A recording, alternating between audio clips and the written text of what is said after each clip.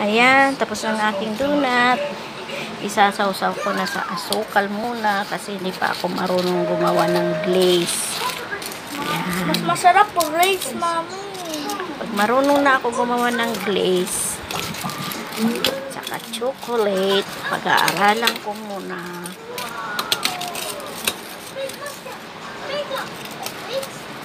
Pambinta ito. 10 pisa. Habang pisa ako. Ayan. Dito ka ilalagay. Kuha ka dyan. Yung, lagay mo siya.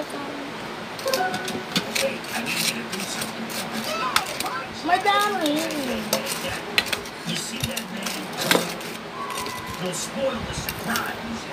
Ayan.